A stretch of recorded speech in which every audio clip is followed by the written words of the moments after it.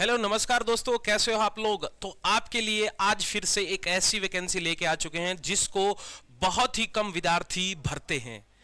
अगर बात करें एलिजिबिलिटी की तो यहां पर आता है 12th बेस और 10th बेस, आप इस फॉर्म को भर सकते हो।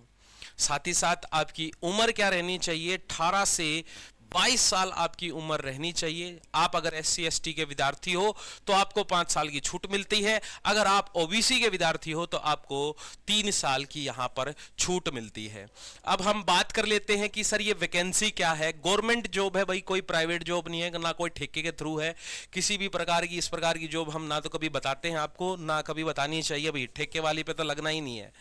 मिनिस्ट्री ऑफ डिफेंस की जॉब रहती है जो कि है कोस्ट गार्ड। ये जोनल वाइज आपकी वैकेंसी आती है। एलिजिबिलिटी देख लीजिएगा, 2 टाइप की आपकी वैकेंसी है, एक जनरल ड्यूटी, एक होती है डोमेस्टिक ब्रांच की होती है।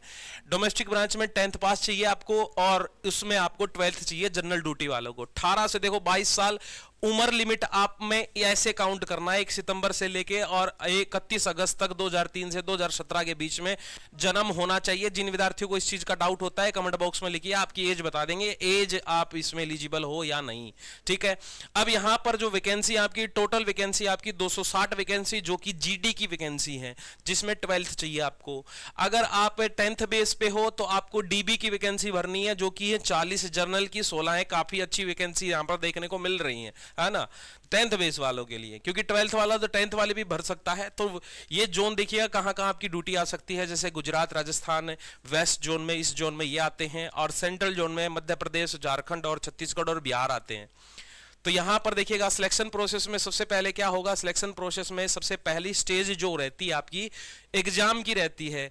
एग्जाम आपसे लिया जाएगा, ठीक है। और जो फॉर्म भरते टाइम आपको बायोमेट्रिक में आपको आपका लेफ्ट थंब भी देना है, वो तो आपको फॉर्म डिटेल में भी आपको एक वीडियो बना के दे देंगे फॉर्म कैसे भरा जाता है। पहली स्टेज देखिएगा, यहां पर आपको कंप्यूटर बेसिक ऑनलाइन एग्जाम आपका होने वाला है, ठीक है, जिसमें आपको रीजनिंग, मैथ और वही सारी चीजें पूछी जाती हैं जो एक जर्नल आपका GD का जो पेपर होता है उसी प्रकार का ये पेपर रहता है।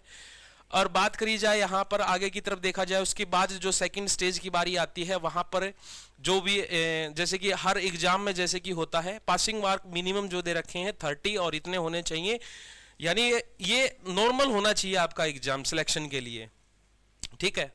देखो टाइम 45 मिनट का है सेक्शन 1 का और सेक्शन 2, 2 सेक्शन में एग्जाम होना है। 50 मिनट का टाइम यहाँ, 30 मिनट का टाइम यहाँ, 45 मिनट का 60 नंबर और 50 नंबर। मैथ और फिजिक्स आनी है, और ऊपर वाले सेक्शन में मैथ भी आएगा, साइंस भी आएगी, इंग्लिश भी आएगी, रीजनिंग भी आएगा और GK 5 नंबर की पूछी जाएगी, ठीक है ना। पासिंग मार्क्स आपने देख लिए 10th बेस और 12th।